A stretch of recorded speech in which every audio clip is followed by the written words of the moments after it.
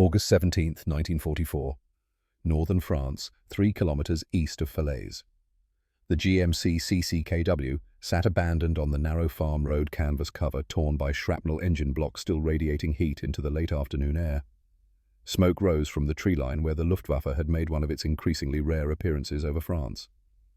The American convoy it belonged to had scattered into the hedgerows, leaving behind this single truck intact, waiting. Hauptfeldwebel Werner Hoffmann approached cautiously, his Mauser held ready, but pointed low. 35 years old, with 12 years of automotive engineering experience at the Opel plant in Brandenburg, etched into the oil stains on his hands, Werner moved with the careful precision of a man who understood machines better than he understood war. Behind him, 3 men from the 276th Infantry Division's maintenance section followed, their boots crunching on gravel still warm from the summer sun. Hauptfeldwebel, one of the younger mechanics, called, using the informal address that came naturally after months of retreat. "This one's intact." Werner raised his hand for silence. The smell of diesel fuel hung heavy in the air, mixing with the acrid bite of cordite and the sweetness of crushed wheat from the surrounding fields. He listened. No engine sounds. No voices. Just the distant rumble of artillery to the east and the drone of insects in the August heat. He moved to the driver's side door, noting the stenciled markings USA W2031-847. The door hung open. Inside, the seat still held the impression of its last occupant. A pair of worn work gloves lay on the floorboard next to a crumpled pack of Lucky Strike cigarettes. On the dashboard, a small photograph had been tucked into the sun visor's edge. A young girl, maybe 8 years old, smiling at the camera with missing front teeth. Werner pulled the photograph free and studied it for a moment. The girl wore a dress with flowers on it. Behind her, an American house with white siding. A normal life a world away from this road in France where men killed each other over metal and fuel and ideology. He tucked the photograph into his breast pocket and turned his attention to the truck itself. The vehicle was massive compared to German standards. 2.5 tons rated capacity, the Americans called it. A deuce and a half. It dwarfed the Opel Blitz trucks that formed the backbone of Wehrmacht logistics, and yet something about it seemed almost crude in its construction. The fenders were simple stamped steel, the hood opened with basic latches. No elegant engineering, no sophisticated mechanisms, just function naked and unashamed. "Ernst," Werner called to the supply officer who had accompanied them. "Come look at this." Ernst Volker was 42, grey, already threading through his dark hair, a man who had managed production lines at the Opel plant before the war turned managers into soldiers. He climbed up beside Werner, his boots finding purchase on the running board, and together they stared into the engine compartment. The GMC 270 engine sat there exposed and accessible. 6 cylinders in line, producing what Werner estimated to be perhaps 104 horsepower from 269 cubic inches of displacement. Not impressive by German standards. The Opel 3.6-litre straight six produced 68 horsepower and was considered a triumph of efficient design. But this American engine, it wasn't about efficiency. It was about something else entirely. "Every bolt is the same size," Ernst said quietly, his voice carrying a note of disbelief. "Look, every single bolt." Werner saw it now. The intake manifold, the cylinder head, the mounting brackets. All the same thread pitch, all the same head size. A single wrench could service the entire engine. The spark plugs were positioned at the top of the cylinders, easily accessible even with the engine running. The oil filter, a cylindrical canister mounted on the side of the block, could be changed without tools, just hand tight. "This is designed for idiots," Werner muttered, but even as he said it, he knew it wasn't quite right. Ernst corrected him, his factory manager's mind already understanding what Werner's engineer's pride resisted. "No. It's designed for an army of millions where most men aren't mechanics. This is brilliant." A sound made them both turn. Dieter Rahn, the youngest of their group at 19, barely old enough to shave regularly, was pulling himself up into the cargo bed of the truck. He moved with the eager energy of youth not yet beaten down by too many retreats, too many funerals. "Hauptfeldwebel, there's a toolbox here," Dieter called down. "It's mounted on the running board." Werner climbed down and opened the metal box. Inside, arranged in molded slots, were standard wrenches, pliers, screwdrivers, and a manual printed on quality paper with detailed illustrations. He flipped through the pages, and what he saw made something cold settle in his stomach. The manual was printed in English, but it didn't matter. Every procedure was illustrated with simple, clear diagrams. A wrench here, a bolt there, arrows showing direction of rotation. Even a man who couldn't read could follow these instructions. The tolerance specifications were loose, generous. Nothing required precision measurement. Everything was built to be serviced by anyone anywhere with basic tools. A child could follow these instructions, Ernst said, looking over Werner's shoulder. Werner closed the manual and looked at the truck again, seeing it now not as a captured vehicle, but as a message from an industrial civilization he had underestimated. They had captured American trucks before, Dodge's Studebakers Internationals. But they had never examined one this thoroughly, never had the time or the inclination to understand what these vehicles represented. Now, standing here in the fading afternoon light with the sound of German forces retreating in the distance, Werner felt the weight of revelation pressing down on him. "Look at this," Friedrich Schaefer called out. He was 28, a driver by assignment, but a mechanic by inclination, skeptical of everything and everyone. He stood by the truck's rear wheel assembly, pointing at the transfer case. "It's got six-wheel drive, 6 wheels all powered." Werner moved to examine it. A simple transfer case, engaged by a single lever, mounted in the cab. No complicated mechanism, no sophisticated differential, just basic mechanical advantage multiplied across 3 axles. Their Opel Blitz trucks were rear-wheel drive, only 2 wheels carrying all the power, constantly struggling in the mud and rain that defined French roads in autumn and spring. He thought of the Opel's sophisticated torsion bar suspension, a masterpiece of German engineering that provided excellent ride quality but required specialized tools and factory-level expertise to repair. He looked at this American truck's suspension, leaf springs, simple, crude, ancient technology, but unbreakable. These could be hammered straight with a rock if necessary. No special knowledge required, no precision measurements, just function and durability. "We need to test it," Werner said. His voice sounded strange to his own ears, tight with something he couldn't quite name. Fear, perhaps, or the beginning of understanding. They found fuel in jerry cans abandoned by the American convoy, filled the tank, and Friedrich climbed behind the wheel. The engine turned over on the first try, settling into a rough but steady idle. Black smoke puffed from the exhaust, then cleared. The sound was industrial mechanical, nothing like the refined purr of German engines. But it ran. Werner directed Friedrich to drive off the road into the wheat field where recent rains had left the ground soft and treacherous. Their own Opel Blitz had gotten stuck here 2 days ago, requiring 6 men and 3 hours to extract it. Friedrich eased the GMC forward, and Werner watched the tires bite into the mud. The truck didn't slow. It didn't hesitate. Power distributed across 6 wheels, each one clawing for traction, the GMC simply bulled through terrain that would have stopped a German vehicle cold. Friedrich drove it in a wide circle, mud spraying from the tires, and brought it back to the road without effort. "Got him, Himmel," Dieter breathed. "It just goes through." Werner felt something shift inside him, a foundation cracking. He climbed into the cab and examined the frame stampings. Pontiac plant number 1, production number 147382. He ran his finger over the numbers, feeling the pressed metal beneath his touch. "Ernst," he called. "Come here." The supply officer joined him, and Werner pointed at the production number. "What does this tell you?" Ernst studied it for a long moment, his face very still. Then he did the calculation that Werner had already done, the arithmetic that changed everything. "If this is unit 147382, Ernst said slowly, "and these are sequential production numbers, then this single plant produced at least 147,382 trucks, in 1943 alone, based on the date code." "One plant," Werner repeated. "1 year." "Approximately 150,000 units, Ernst confirmed. His voice had gone hollow. "We produced maybe 27,000 Opel Blitz trucks in all of 1943, total, across all our plants." Werner climbed down from the cab and walked away from the truck, needing distance, needing air. The sun was setting now, painting the smoke-stained sky orange and purple. In the distance he could hear the rumble of more vehicles, German units continuing their withdrawal toward the Seine. Dieter approached him cautiously. "Hopfeld-Wiebel, are you well? How many plants like Pontiac does America have?" Werner asked, not really expecting an answer. But Ernst had followed him and provided one anyway. "Dozens. GMC, Chevrolet, Studebaker, International, Harvester, Dodge, Ford, all producing similar vehicles to standardized military specifications, all with interchangeable parts." Werner turned to look at the GMC truck sitting there on the road with its simple lines and crude construction. It wasn't beautiful. It wasn't elegant.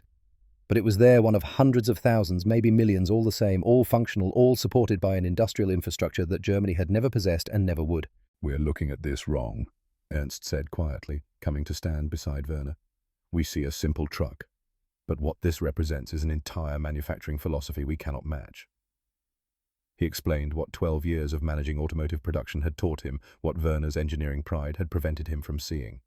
The stamped steel body panels were crude, yes, but any press shop in America could produce them in vast quantities.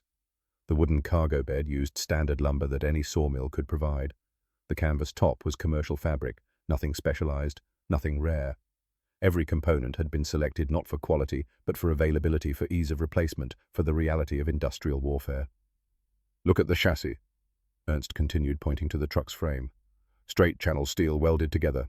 Any structural steel plant could produce these components. Compare that to our Opel with its precisely formed frame rails requiring specialized dies and tools." Werner wanted to argue, wanted to defend German engineering, wanted to insist that quality mattered more than quantity, but the numbers wouldn't let him. The math was too brutal, too clear. That evening, they used the captured GMC for a supply run, driving it back to the division's temporary headquarters near Vimoutier. The truck carried twice its rated load without complaint. It climbed hills that would have made an Opel struggle. When they arrived, other mechanics gathered around it like pilgrims at a shrine, touching the metal, examining the simple mechanisms, reading the production numbers stamped into every major component. A young soldier, no more than 17, asked the question that Werner had been dreading. "Where are their horses?" Werner looked at him, at this boy who had probably grown up on a farm, who understood logistics as horse-drawn wagons and feed requirements and the constant struggle to keep animals alive in winter. How could he explain to this child what they were facing? "The Americans don't have horses," Werner said quietly. "They have trucks, thousands of trucks." "But how do they feed them?" the boy asked, genuinely confused. "They don't need to," Ernst answered. "They need fuel, yes, but fuel doesn't need rest. Fuel doesn't get sick. Fuel doesn't freeze to death in winter." Werner walked away from the gathering, needing to be alone with his thoughts. He found a quiet corner behind the headquarters building and sat down on an ammunition crate, pulling out the photograph he had taken from the truck's visor. The little girl smiled up at him from the paper, frozen in a moment of innocent happiness, her missing teeth giving her grin a gap-toothed charm. He thought of his own son, Klaus. 18 years old when he died at Kursk in the summer of 1943, killed not in glorious combat, but when his supply truck broke down behind the lines and couldn't be repaired because the parts didn't exist, because the specialized tools weren't available, because German logistics had collapsed under the weight of its own sophistication. Klaus had frozen to death waiting for a tow truck that never came, waiting for parts that were never manufactured, waiting for a system that had been designed for quick victories and decisive battles, not for the grinding industrial war of attrition that the Eastern Front had become. Werner looked at the American girl's photograph and wondered if her father had died too somewhere in this endless European conflict. Wondered if she understood yet what war meant, what it cost, what it took from people who just wanted to build trucks and raise children and live quiet lives. The next morning, Werner wrote a detailed technical report on the GMC CCKW. He documented every aspect of its design, the standardized components, the simple maintenance procedures, the robust construction that sacrificed elegance for durability. He noted the production numbers, the implications of American manufacturing capacity, the philosophy that prioritized quantity and reliability over individual vehicle perfection. He wrote about the leaf springs that could be repaired with a hammer, about the engine that could be overhauled with basic tools, about the interchangeable parts that meant any mechanic could service any vehicle. He explained how the Americans had designed for an army of millions for soldiers with minimal training for the reality of sustained warfare rather than the theory of quick decisive campaigns. His conclusion was clinical, professional, devastating. American vehicle production represents industrial capacity we cannot match. Their manufacturing philosophy prioritizes quantity and standardization over individual vehicle perfection. In sustained warfare, this approach has proven devastatingly effective. He submitted the report to his commanding officer, who read it and filed it away without comment.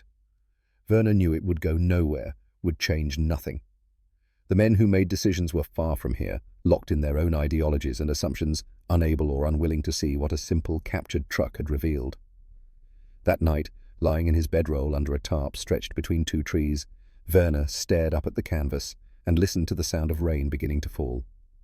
He thought about the GMC truck parked nearby, its simple mechanism slowly teaching an army what they should have learned before the war started. Quantity has a quality all its own, he had heard someone say once. At the time, it had sounded like Soviet propaganda, like the crude philosophy of a nation that valued masses over excellence. Now, lying here in the rain with the sound of his country's defeat rumbling in the distance, Werner understood it differently. The Americans hadn't built the best truck.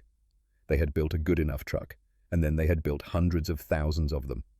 They had standardized ruthlessly, simplified relentlessly, and designed for the reality that most soldiers weren't engineers, that most mechanics weren't specialists, that war was chaos and confusion and mud and blood, not a laboratory where precision mattered. Germany had designed vehicles for the war they wanted to fight. America had designed vehicles for the war that was actually happening. And that Werner realized as sleep finally claimed him was the difference between victory and defeat. Not courage, not tactics, not even strategy. Just the cold arithmetic of industrial capacity multiplied across thousands of factories, millions of workers, an entire continent devoted to producing adequate equipment in overwhelming numbers. The rain fell harder, drumming on the tarp above him. Somewhere in the darkness, the captured GMC truck sat waiting its simple mechanisms, ready to teach more lessons to anyone willing to learn. Werner closed his eyes and saw production lines stretching to the horizon, saw assembly workers in Detroit and Pontiac and Chicago building trucks by the thousands, saw a nation that understood modern warfare in a way Germany never had. They had already lost. The truck had taught him that. Everything that came after would just be the arithmetic working itself out, the inevitable conclusion of equations written in steel and oil and the productive capacity of nations. He fell asleep holding the photograph of the smiling American girl, wondering if she would ever know that her father's truck had taught the enemy why they couldn't win, why they had never really had a chance, why all the courage and skill and sacrifice in the world couldn't overcome the simple fact that America could build 10 trucks for every one Germany produced. The rain fell through the night, washing the roads into mud, the kind of mud that would stop a precision-engineered German vehicle cold. The kind of mud that an American six-wheel drive truck would simply power through without slowing, carrying supplies forward, keeping armies moving, winning the war, one simple mechanical advantage at a time. September arrived with cold rain and the certain knowledge of defeat. Werner Hoffmann stood in the motor pool of the 276th Infantry Division's temporary encampment near Epernay, watching mechanics work on a collection of vehicles that represented the Wehrmacht's logistical nightmare in miniature. 3 Opel Blitz trucks, 2 Bussing Nags, a Mercedes L3000, and the captured GMC CCKW, all requiring maintenance, all demanding different parts, different tools, different expertise. The rain fell steadily, turning the ground to soup, and Werner thought about horses. The division still relied on over 5,000 horses to move supplies, and those animals needed fodder and water and rest and veterinary care. They could march perhaps 30 kilometers a day in good conditions. In this weather, half that. And they died by the hundreds exhausted, starved, or simply shot when they could no longer walk. The Americans had no horses. Werner had confirmed this through prisoner interrogations, through intelligence reports, through simple observation. An American division had approximately 2,000 trucks. 40 divisions in France meant 80,000 trucks supporting combat operations, not counting the supply services, the engineers, the endless conveyor belt of material flowing from the ports to the front lines. 80,000 trucks. The number haunted him. Hopfeld Wiebel, Dieter Rahn called from beneath the Opel Blitz. The transmission is finished. We need parts we don't have. Werner walked over his boots, squelching in the mud. Dieter crawled out from under the truck, his young face streaked with grease and rain. The transmission case had cracked a failure of metal that would require factory-level repair specialized welding parts that existed somewhere in Germany's shattered supply network, but might never arrive. "Can you jury-rig something?" Werner asked, though he already knew the answer. "Not for long. Maybe get it to a depot if we're lucky." Dieter wiped his face, smearing the grease. "The GMC is ready, though. Just needed an oil change. Friedrich is test-driving it now." As if summoned by his name, Friedrich Schaefer appeared, driving the captured GMC through the motor pool with casual confidence. The truck's engine note was rough and industrial, lacking the refined quality of German engineering, but it ran without hesitation. Friedrich pulled up beside them and killed the engine. "Loaded it to maybe 170% rated capacity," Friedrich reported. "Didn't even notice. This thing is a workhorse." Werner ran his hand along the GMC's fender, feeling the stamped steel cold and wet under his palm. 6 weeks they'd been using this truck, and it had outperformed every German vehicle in their inventory. Not through superior engineering, but through simple, brutal reliability. It didn't care if it was overloaded. It didn't care if maintenance was delayed. It just ran. "The Americans designed it expecting abuse," Werner said quietly. "They designed it knowing soldiers would overload it, neglect maintenance, drive it like they were trying to destroy it. So they built accordingly." Ernst Volker emerged from the headquarters tent, a sheaf of papers in his hand. and a grim expression on his weathered face. At 42, he looked 60, aged by the slow grind of retreat and the mathematics of industrial defeat. "Fuel situation?" Werner asked. "Critical. 2 days' worth at current consumption, and the next delivery is uncertain." Ernst glanced at the vehicles in the motor pool. "We'll have to prioritize." "The horses can forage," Friedrich observed. "The horses can forage," Ernst agreed. "The trucks sit immobile." Meanwhile, somewhere to the west, American operations continued unabated because their supply network, built on hundreds of thousands of trucks, exactly like the one Friedrich had just driven, delivered fuel reliably to forward units. Werner had read the intelligence reports. The Red Ball Express, the Americans called it.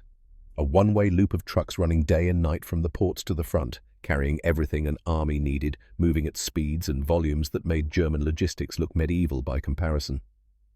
October 3rd arrived with the inevitable news. The fuel delivery had failed. German trucks sat scattered across the division's area, immobilized, useless. Only the captured GMC ran its tanks, still holding 30 liters of American gasoline, enough to matter. "We need to move ammunition to the forward positions," Ernst told Werner. "The GMC is the only option." Werner felt the irony like a physical weight. Germany's last offensive capability in this sector depended entirely on a captured enemy vehicle maintained with captured enemy fuel, proving every day that the philosophy behind its creation was superior to everything Germany had built. He climbed into the cab beside Friedrich for the supply run. The morning was cold frost on the ground, winter approaching with its promise of frozen roads and dying horses. Friedrich started the engine without ceremony, and they pulled out of the motor pool carrying ammunition that would kill American soldiers transported in an American truck fueled by American gasoline. "This is obscene," Friedrich muttered as they drove. "This is war," Werner replied. They passed German supply columns on the road, and Werner watched with a professional eye. Horse-drawn wagons moved slowly through the mud drivers, walking beside exhausted animals. The wagons carried perhaps 500 kilograms each, maybe less. The GMC beside him could carry 2.5 tons and was currently loaded with 3. It could drive 300 kilometers on a tank of fuel. The horses would need rest after 30. A young soldier flagged them down, his face desperate. "Do you have room? My squad needs to move to—" "Get in the back," Werner interrupted. "Move the ammunition crates, make space." 8 men crowded into the cargo bed with the ammunition. The GMC's suspension compressed but didn't fail. Friedrich drove on, and Werner saw in the rearview mirror the soldiers sitting among the crates looking grateful for the ride, not understanding that this vehicle represented everything wrong with Germany's approach to modern warfare. They reached the forward position, unloaded, and started back.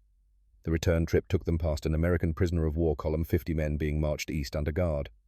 Werner told Friedrich to slow down. The prisoners looked cold-tired but not starving. Their uniforms were mass-produced but adequate. Their boots were machine-made but functional. Everything about them spoke of an industrial system that valued adequacy and volume over perfection and scarcity. One of the American prisoners saw the GMC and smiled, actually smiled as if seeing an old friend. Werner understood why. That truck represented home, represented an industrial civilization that could afford to lose equipment because there was always more, always another truck, another tank, another plane rolling off assembly lines that Germany could never match. Back at the motor pool, Werner found Dieter examining a newly captured Dodge WC-63. The young mechanic was comparing parts between the Dodge and the GMC, his face showing wonder. "Hopfeld Weibel, look at this," Dieter called. "The carburetor from the GMC fits the Dodge engine. The electrical components are standardized. Even the tires are the same size." Werner joined him and saw what Dieter had discovered. The Americans had standardized their entire vehicle fleet. Different manufacturers, different models, but underneath common specifications. One set of parts could service multiple vehicles. Any mechanic could work on any truck. Any depot could supply any unit. "They've unified their logistics," Ernst said, walking up behind them. "One set of specifications, multiple manufacturers. It means any mechanic can service any truck, any parts depot can supply any vehicle. Their system is integrated in a way ours has never been." Werner thought about the German motor pool with its Opels and Büssings and Mercedes trucks, each requiring different parts, different expertise. He thought about parts warehouses stocked with components for dozens of incompatible vehicles. He thought about mechanics trained on one system who were useless when confronted with another. The Americans had solved this problem before the war started, had recognized that standardization was more valuable than individual excellence, that a unified system was more powerful than the sum of its optimized parts. "We designed our vehicles to be good," Werner said quietly. "They designed theirs to be good enough, but in overwhelming numbers. In total war, that wins." November brought snow and rumors of a massive offensive. December brought the reality. The Ardennes offensive. Hitler's last gamble in the West had a logistics plan that Werner read with growing horror. The operation relied heavily on capturing American fuel supplies because Germany lacked sufficient fuel to sustain the offensive beyond the initial push. German soldiers were explicitly ordered to use captured American vehicles whenever possible because German logistics couldn't keep pace with combat operations. The 276th Infantry Division participated in the offensive with their collection of vehicles, 3 German trucks still functional, the captured GMC and the Dodge. They also had 1,800 horses. Werner watched the offensive unfold with the detached analysis of an engineer observing a failed experiment. For the first 3 days, German forces advanced through surprise and determination. Then the logistics began to unravel. Panzer divisions abandoned tanks when fuel trucks couldn't reach them. Infantry units resorted to horse-drawn wagons because motorized transport had broken down or run out of fuel. The captured American vehicles kept running islands of reliability in a sea of German mechanical failure. By December 20th, the offensive was already failing, not because of American resistance, though that was fierce, but because German logistics had collapsed under the weight of its own inadequacy. Werner drove the GMC forward with ammunition past German tanks sitting immobile beside the road, their crews standing nearby, looking lost and angry. "We've run out of fuel," a tank commander told him. 3 days ago, we've been waiting for resupply. Nothing has come."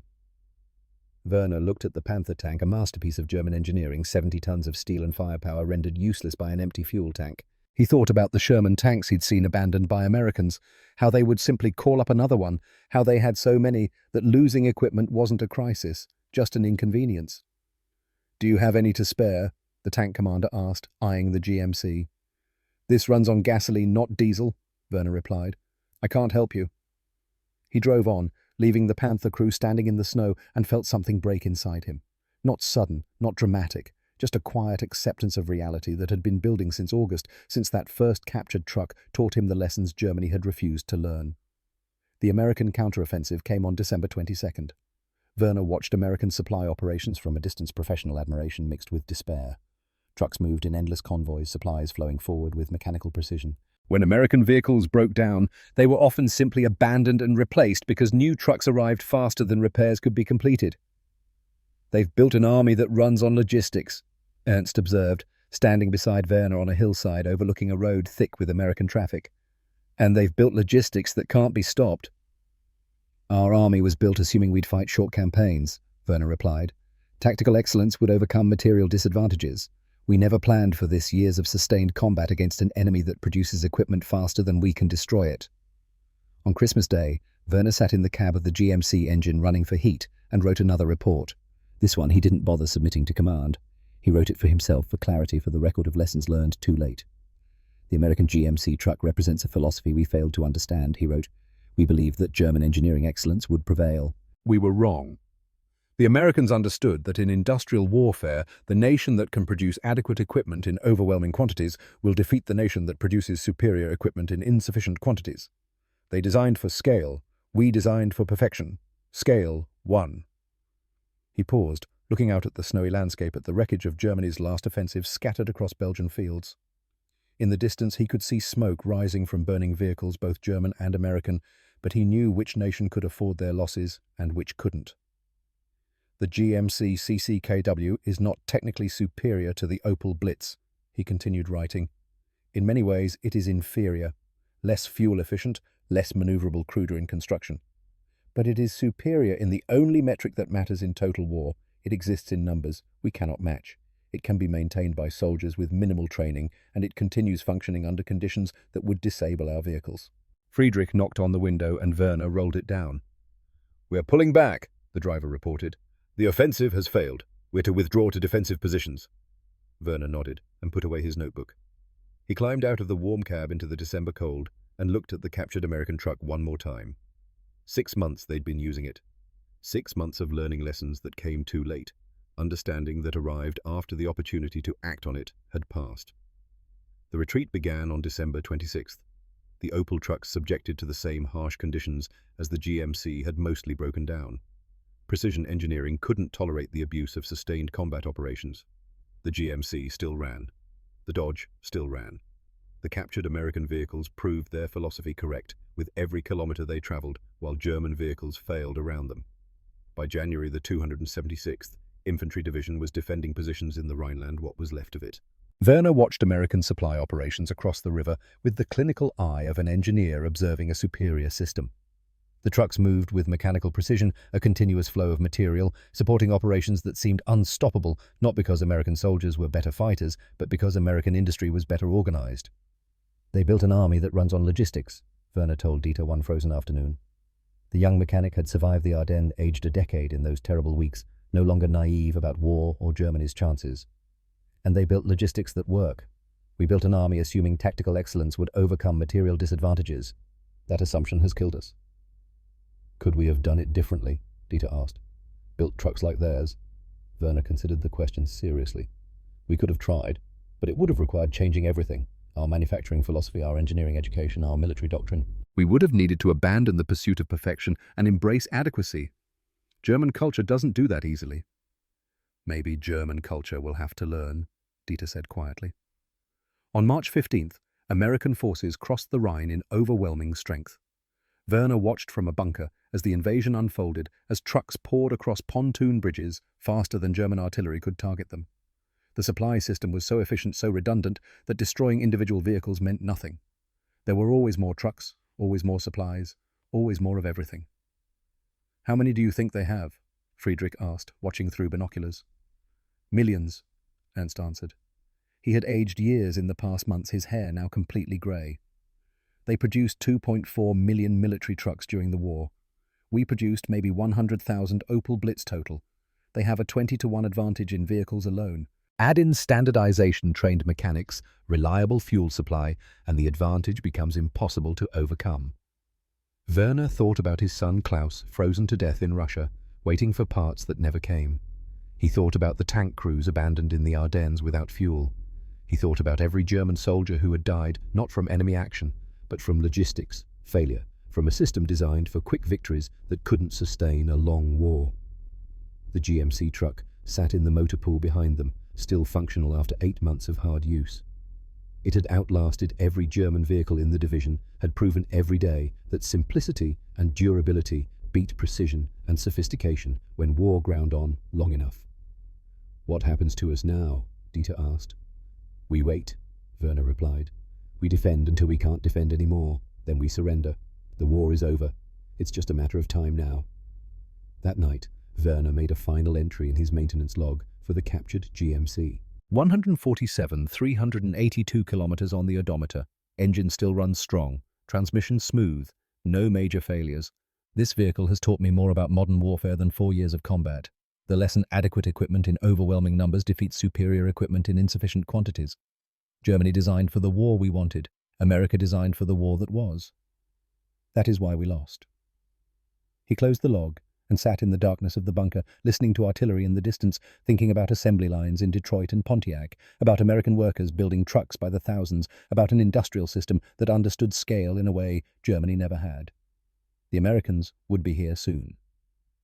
The 276th Infantry Division would surrender, and Werner would become a prisoner transported in American trucks, guarded by American soldiers, living proof that the nation with the best logistics, not the best tactics or the best soldiers, ultimately won modern wars. The captured truck had taught him that. Everything else was just details, just the arithmetic of industrial capacity working itself out to its inevitable conclusion. He had learned the lesson. Germany had learned the lesson. But learning came too late after the war was already lost, after hundreds of thousands had died fighting against mathematics they couldn't overcome.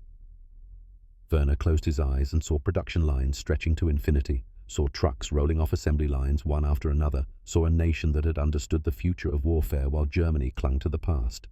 The lesson was complete. Now came the aftermath, the reckoning, the long process of accepting defeat and learning to live with it.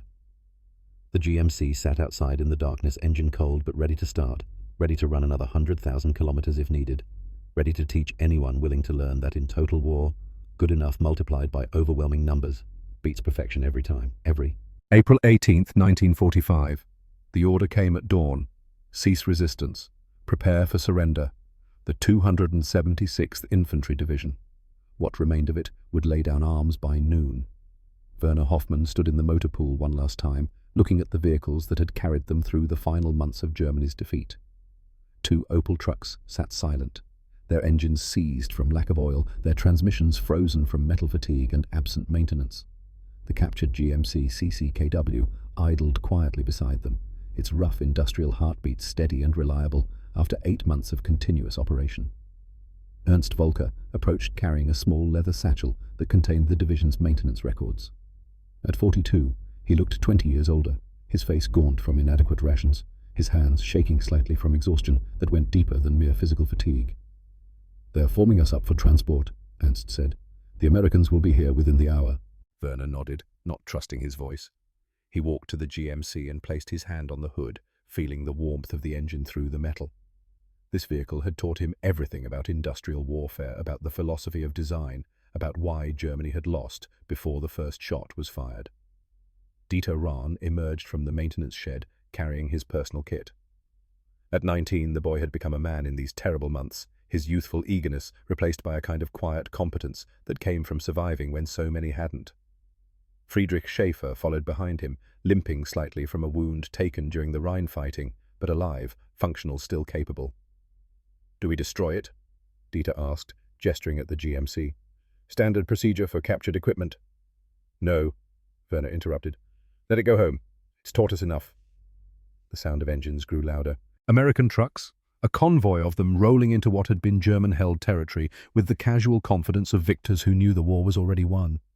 Werner counted them automatically, a habit ingrained from months of observation. 20 GMC trucks identical to the one beside him. Behind them, Dodge WC-63s, Studebakers Internationals, all the products of American mass production, all moving with mechanical precision. The convoy stopped and American soldiers dismounted, weapons ready but not aggressive. They had the look of men who had fought hard but expected no real resistance now. Their uniforms were worn but adequate. Their equipment was functional. Everything about them spoke of an industrial system that had outproduced Germany so thoroughly that the outcome had never really been in doubt. An American officer approached a captain by his insignia, perhaps 30 years old. He surveyed the German motor pool with a professional eye, noting the dead Opel trucks and the running GMC with what might have been amusement. "You're the maintenance section?" he asked in accented but understandable German. "Hauptfeldwebel Werner Hoffmann," Werner replied, giving his rank. "Yes, sir. We are the mechanics." The captain walked to the GMC and examined it with obvious recognition. He ran his hand along the fender exactly as Werner had done 8 months earlier, reading the vehicle like a familiar text. "Serial number 147382, the captain read. "Pontiac plant number 1, 1943 production. This truck was reported lost in August near Falaise." He looked at Werner with something that might have been respect. "You kept it running all this time?" "Yes, sir. It required minimal maintenance." "I imagine it did." The captain smiled slightly. "These things are built to be damn near indestructible. How many kilometers?" "Approximately 150,000, sir, since we captured it." "Captured?" The captain whistled softly. "That's more than most do in their entire service life. You must be a good mechanic." Werner didn't know how to respond to that. He had maintained the vehicle that helped defeat his own country, had kept running a machine that proved every day why Germany lost. Was that skill or treason, competence or collaboration? "We're establishing a prisoner processing center near Koblenz," the captain continued. "We need mechanics, German mechanics who know American vehicles. You and your men, you'll be assigned there. Better than a standard POW camp. Better food, better conditions. You'll be maintaining equipment for occupation forces." "You want us to maintain your vehicles?" Ernst asked, his voice tight with some emotion Werner couldn't quite identify. "War's over for you," the captain said simply. "But trucks still need maintenance. You've got skills we need. Use them or sit behind wire and starve. Your choice." Werner looked at his men. Dieter young and capable, his whole life ahead of him. Friedrich, wounded but alive. Ernst, who had seen the arithmetic of defeat coming long before most. They needed to survive. Pride was a luxury for people who hadn't lost everything. "We accept," Werner said. "We will maintain your vehicles." The journey to Koblenz took 6 hours in the back of an American truck. Ironically, not a GMC, but a Studebaker, proving the point about standardization that Werner had learned so painfully. They passed through devastated German towns, saw the wreckage of their nation scattered across the countryside, watched German civilians standing by roadsides looking lost and defeated. The processing center was enormous, a former Wehrmacht base now converted to American use. Motor pools stretched across hectares filled with hundreds of trucks in various states of repair. Werner saw GMCs, Dodges, Studebakers, Internationals, Chevrolets, the entire catalogue of American automotive production, all requiring maintenance, all kept running by a logistics system that seemed to have anticipated every need. They were assigned to Motor Pool 7 under the supervision of an American motor sergeant named Eugene Hartford. At 38, he was older than most of the soldiers around him with the weathered hands and permanent oil stains of a career mechanic. He looked at Werner and his men with neither hostility nor friendship, just professional assessment. "You know these vehicles?" Hartford asked in heavily accented German. "We maintained a captured GMC for 8 months." Werner replied in careful English using the language he'd learned from technical manuals. "Also, Dodge. We understand American standardization." Hartford's eyebrows rose. "You speak English?" "Technical English only, from manuals. That's more than most." Hartford gestured at the motor pool. "We've got 40 trucks needing service. Oil changes, brake work, transmission overhauls, engine rebuilds. You do good work, you get better rations. You sabotage anything, you go behind wire with the others. Clear. Clear, Sergeant." They began work that afternoon. Werner was assigned to overhaul a GMC engine while Dieter and Friedrich handled routine maintenance on a dozen other vehicles. The work was familiar now, almost comforting. Bolt patterns he knew by heart, procedures he'd performed hundreds of times, the simple logic of American mechanical design. An American mechanic, a corporal named Davies, worked at the next bay. He watched Werner for a while, then came over. "You really know these trucks," he observed. "Yes, we captured one. I maintained it." "Captured one of ours? How'd it run?" Werner paused, wrench in hand, considering how to answer. "Better than our vehicles, more reliable, simpler to repair. It taught us many things." Davies laughed. "Taught you, huh? What did it teach you?" "That perfection is the enemy of good enough," Werner said quietly. "That standardization is more powerful than optimization. That quantity has a quality all its own." The American mechanic stopped laughing. "That's pretty deep for a truck." It was a very educational truck. Over the following days, Werner settled into a routine. Work from sunrise to sunset, maintaining the vehicles that had defeated Germany, learning more with each engine overhaul, each transmission rebuild. Hartford proved to be a fair supervisor, even friendly, once he saw that Werner and his men were skilled and willing. One evening after the other, mechanics had gone to their billets. Hartford found Werner still working on a particularly difficult engine repair. The sergeant carried 2 tin cups of coffee, real American coffee, and offered one to Werner. "You don't have to work this late," Hartford said, sitting on an overturned crate.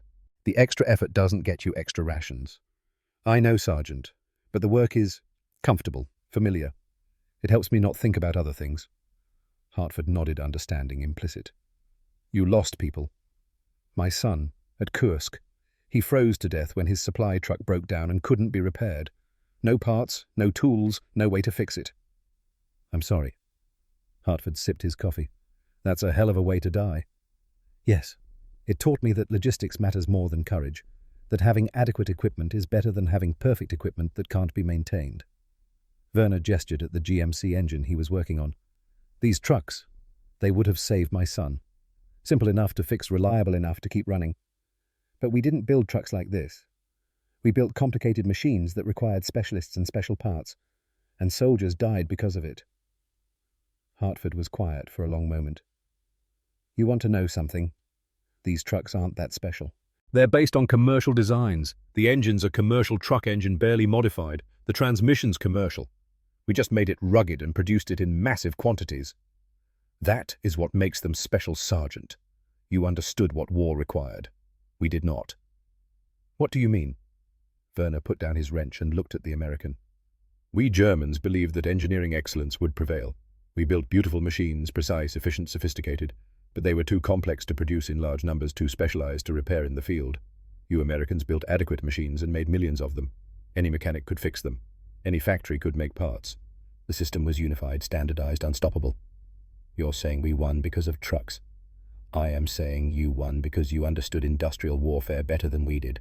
The trucks are just evidence of that understanding." Werner gestured at the motor pool around them. Over 560,000 GMC trucks produced during the war. Germany made perhaps 100,000 Opel Blitz trucks total, 20 million Jeeps, millions of other vehicles. You built an army that runs on logistics, and you built logistics that cannot be stopped. We built an army that runs on courage and tactical excellence. Courage is not enough when the enemy has 20 times your equipment. Hartford stared at him. I never thought of it that way. We just did what seemed obvious. Build a lot of stuff, keep it simple, make sure it works. That, Werner said, is genius. The genius of pragmatism over theory. Summer came to the Rhineland warm and bright, mocking the devastation below. Werner continued working in the motor pool, and slowly the nature of his work changed.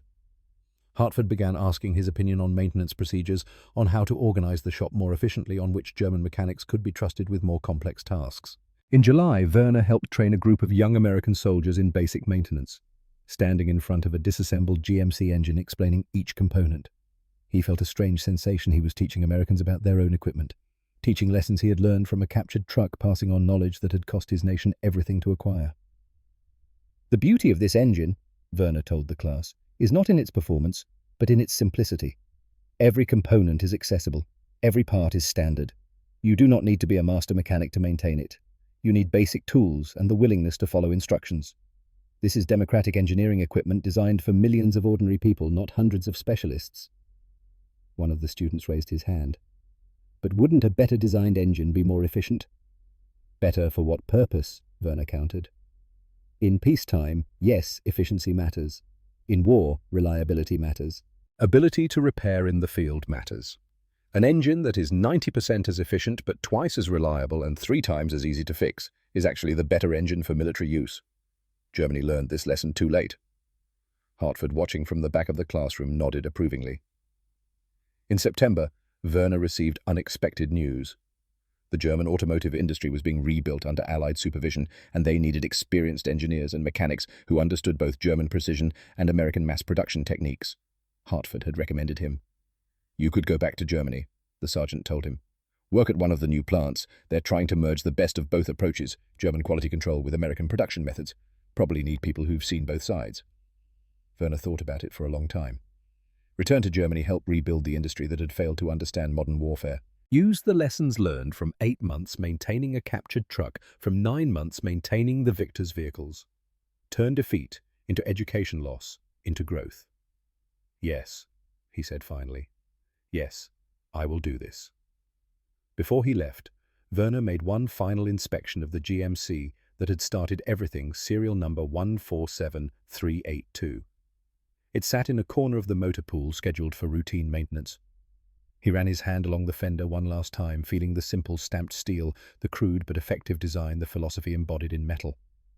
Dieter found him there. The young man had grown into a skilled mechanic, would be staying at Koblenz for several more months before his own release. Will you ever forgive it? Dieter asked quietly. The truck, for teaching us we'd already lost. Werner considered the question carefully. Forgive, no.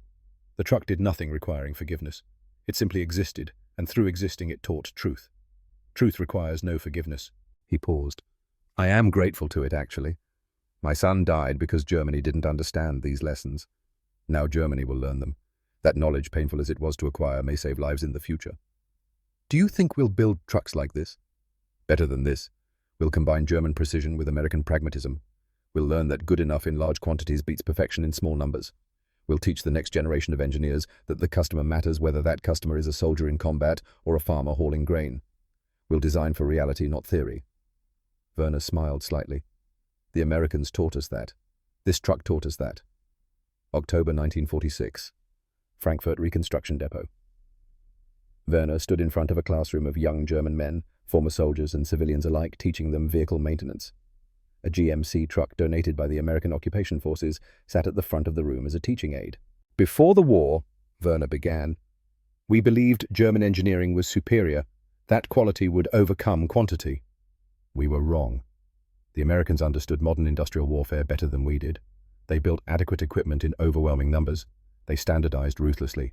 They designed for the army. They had millions of ordinary men, not the army we wished we had elite specialists. He gestured at the GMC. This truck is not a masterpiece of engineering. It is not efficient. It is not sophisticated. But it won the war because there were hundreds of thousands of them. They all used the same parts. Any soldier could drive them, and any mechanic could fix them. That was the genius, not in individual vehicles, but in the system that produced them. A student raised his hand. Herr Hoffmann, are you saying German engineering is inferior? No, I am saying German engineering was asking the wrong question. We asked, how do we make the best vehicle? The Americans asked, how do we make enough vehicles that are good enough? In total war, the second question is more important than the first. The lesson continued, but Werner's mind drifted to other thoughts. His son Klaus, who would have been 22 now, who died because Germany didn't understand these principles. The thousands of other sons who died in stalled vehicles, in logistics failures, in the gap between German theory and American practice. The GMC truck sat there patient and silent, still teaching lessons to anyone willing to learn. November 1947. Werner received a letter from Hartford, the American sergeant. It contained a photograph, the GMC truck serial number 147382, being loaded onto a ship for return to the United States. It would be refurbished and put back into service, Hartford wrote. These trucks were built to last decades. The letter also mentioned that Dieter Rahn had been released and was working at a reconstruction depot in Hamburg. Friedrich Schaefer had returned to his family's farm and was using an American Jeep for agricultural work. Ernst Volker had died of pneumonia in the spring, worn out by years of war and privation, but he had lived long enough to see Germany begin its rebuilding. Werner folded the letter carefully and placed it in a drawer with his maintenance logs from the war. Documents of an education purchased with national defeat. 20 years later. 1967. An automotive trade journal sent a reporter to interview Werner Hoffmann, now 58 years old, and a respected consultant to the German automotive industry. Mercedes-Benz, BMW, and the rebuilt Volkswagen had all sought his advice on manufacturing processes and design philosophy. The interview took place at an automotive museum in Munich, where a restored GMC CCKW sat next to a restored Opel Blitz. The contrast told its own story. 560,000 produced versus 100,000 produced. Allied victory versus Axis defeat. What did that truck teach you? The reporter asked, gesturing at the GMC.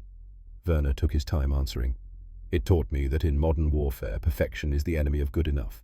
Germany designed beautiful vehicles that were too complex to produce in necessary quantities and too sophisticated for field maintenance.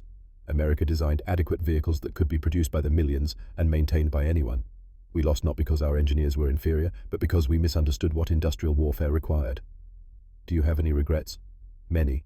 But the knowledge itself, no. That truck taught me lessons that have shaped German industry for 2 decades. We learned to design for producibility. We learned that standardization is strength. We learned that the customer, whether soldier or civilian, deserves equipment they can actually use and maintain, not equipment that exists only to satisfy engineering ego. The reporter scribbled notes. Some would say you're being too hard on German engineering. Some would be wrong. Werner's voice was firm.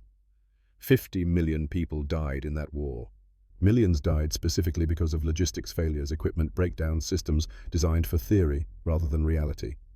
If being hard on German engineering prevents that from happening again, then I am not hard enough. He walked to the GMC truck and placed his hand on it one final time, feeling the cold metal, remembering that August day in 1944 when he first touched this fender and began learning lessons that would take years to fully understand. This vehicle, Werner said quietly, killed no one, but it helped defeat an army, topple a regime, and teach a nation humility. That is more powerful than any weapon. This truck was a teacher, and Germany was its student. We learned the lesson. That knowledge is its legacy and ours. The photograph accompanying the published interview showed Werner standing beside both trucks, the American GMC and the German Opel. 2 philosophies, 2 approaches to industrial warfare. One had won, one had lost. But both now contributed to a Germany that had learned from defeat and grown stronger through understanding. The caption read, Werner Hoffmann, who maintained captured American vehicles during World War II, now teaches German industry the lessons learned from that experience. The combination of German precision with American production philosophy has become the foundation of post-war German automotive excellence. Werner kept that article in his desk drawer next to Hartford's letter and his wartime maintenance logs. Documents of an education that cost everything and taught what mattered most. He never forgot the GMC truck serial number 147382. Never forgot the lessons it taught about industrial warfare, about design philosophy, about the cost of pursuing perfection when good enough would save lives. Never forgot that sometimes the greatest teachers are the ones who defeat you honestly and force you to understand why. The truck had gone home to America decades ago, had probably been scrapped by now, its steel recycled into new vehicles, new purposes. But the lessons remained embedded in German industry, passed on to new generations of engineers and mechanics who would never repeat the mistakes that cost Werner, his son, and his nation its pride. That was the legacy. Not victory or defeat, but understanding. Not triumph or tragedy, but knowledge purchased at the highest price and valued accordingly. The captured truck had taught its final lesson. The student had learned, and that learning, painful and complete, would endure longer than any vehicle, any war, any single human life. Werner Hoffmann died in 1983 at the age of 74. His obituary noted his contributions to German automotive industry, his role in merging German precision with American production methods, his decades of teaching young engineers to design for reality rather than theory. It did not mention a captured GMC truck serial number 147382.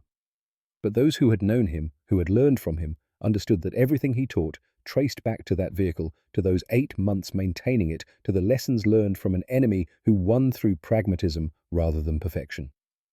The truck's final lesson endured, passed on through generations, embedded in the philosophy of an industry rebuilt on the ashes of defeat and the wisdom earned through loss. Sometimes the greatest teachers are the ones who show you honestly and completely why you failed. The GMC had been that teacher. Germany had been its student. And the education, though it cost everything, proved invaluable in the end.